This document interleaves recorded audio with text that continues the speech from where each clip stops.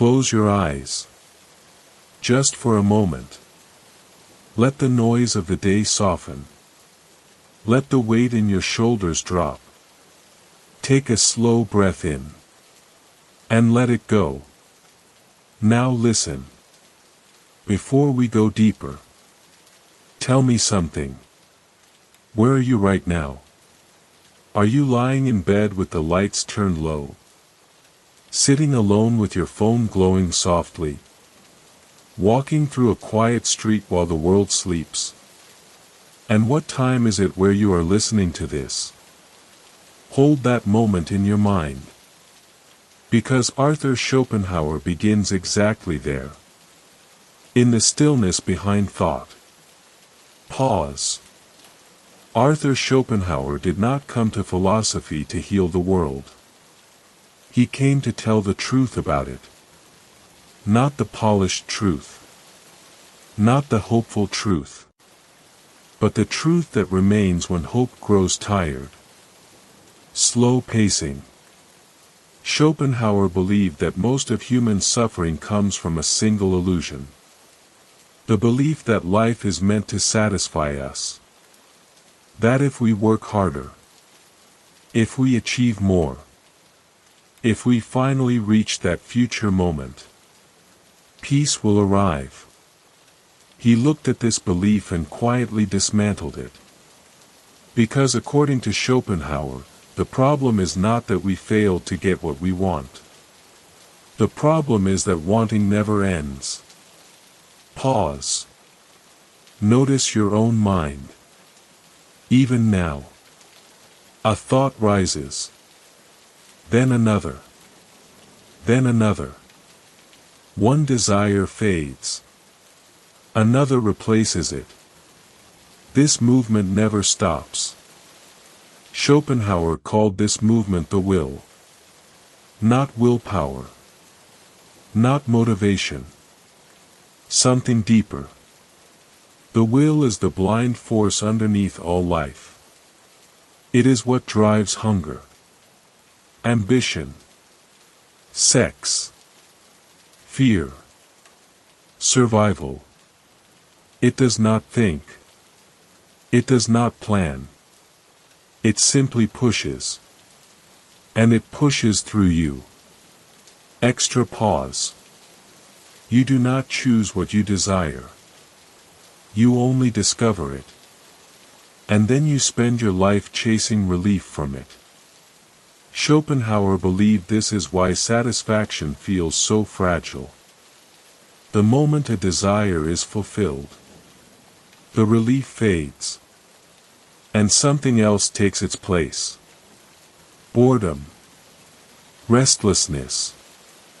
Another craving. Life swings endlessly between pain and emptiness.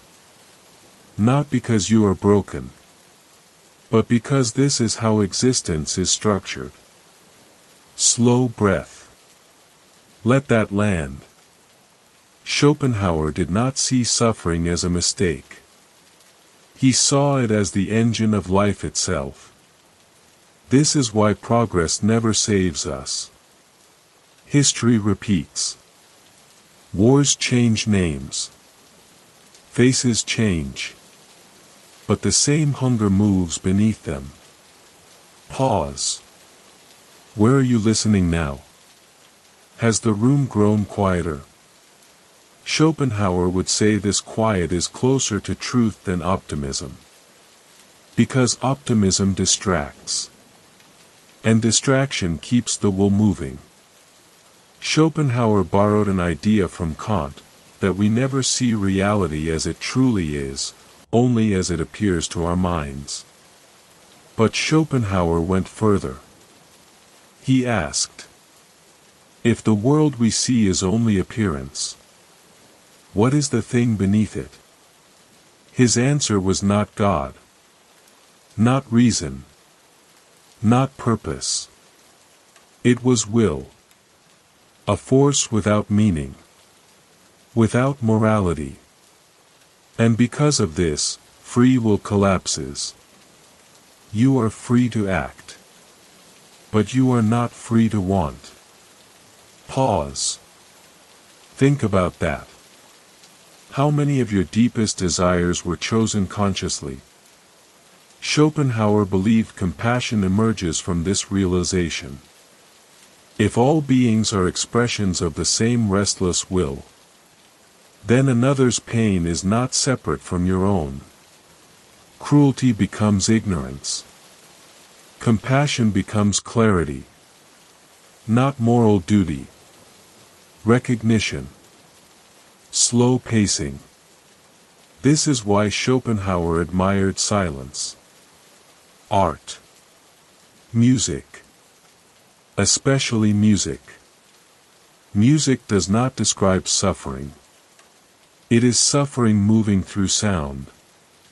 When music holds you, thought fades.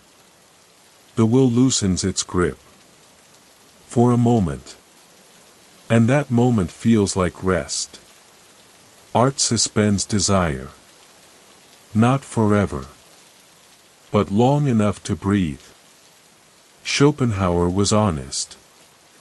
Nothing saves us permanently. Which is why his final answer was not pleasure, but reduction. Less wanting. Less craving. Not happiness. Quiet. Arthur Schopenhauer did not try to comfort the world. He tried to understand it. And what he found was not reason. Not progress. Not divine order. But restless striving. A force that never sleeps. Never satisfies. Never asks permission. Schopenhauer called this force the will. And from this single idea, his entire philosophy unfolds. Pause. The world as representation. Schopenhauer begins with a simple but radical claim. The world you experience is not the world as it truly is. It is the world as it appears to you. Every sound you hear, every color you see, every object you touch, exists only as it is represented inside your consciousness. This does not mean the world is imaginary. It means that reality is always filtered by perception, by the senses, by the structure of the mind, time, space, causality. These are not features of the world itself. They are lenses through which the world becomes visible. So what we know is never reality itself, only appearance. Pause. The thing in itself.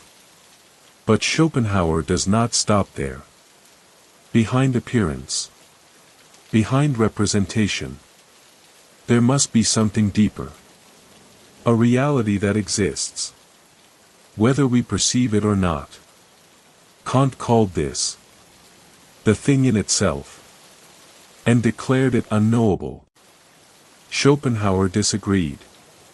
He believed we have one privileged access point to this hidden reality, our own inner experience. Because when you look inward, you do not encounter ideas or images first. You encounter desire, urge, impulse, restlessness. You want. You strive. Think of the last thing you wanted intensely. You push forward. How long did not peace because last? You chose to, and what but because something inside you. Schopenhauer does not ask you to despair. That something. He asks you to stop expecting life to be what it is not. Pause. When expectation dissolves, the will is not suffering conscious. Softens. It does not reason. Disappears. It does not softens. It does and not that care. Softness matters. It is a blind force of striving. Thinking helps you rest. That exists beneath all long things. Pauses feel like company in rather animals, than emptiness. It appears as where instinct. You stay subscribed. In humans, so these moments can return as to desire, you when the night grows ambition, heavy. Fear, longing. Now remain. In nature, let the will slow, as gravity let pulling. Wanting rest. Plants growing. And when you are ready, storms forming. Gently return. Everything that moves and pushes, grows, or competes is the will expressing itself through different forms. The intellect does not rule the will. The intellect serves it. Reason is not the master. It is the tool. We believe we choose our goals, but we only justify them after the will has already decided. Think of the last thing you wanted intensely. How long did peace last? And what replaced it? Schopenhauer does not ask you to despair. He asks you to stop expecting life to be what it is not. When expectation dissolves, suffering softens. Not disappears. Softens. And that softness matters. If this quiet thinking helps you rest, if these long pauses feel like company rather than emptiness, this is where you stay subscribed. So these moments can return to you when the night grows heavy. Now remain. Let the will slow. Let wanting rest. And when you are ready, gently return. End.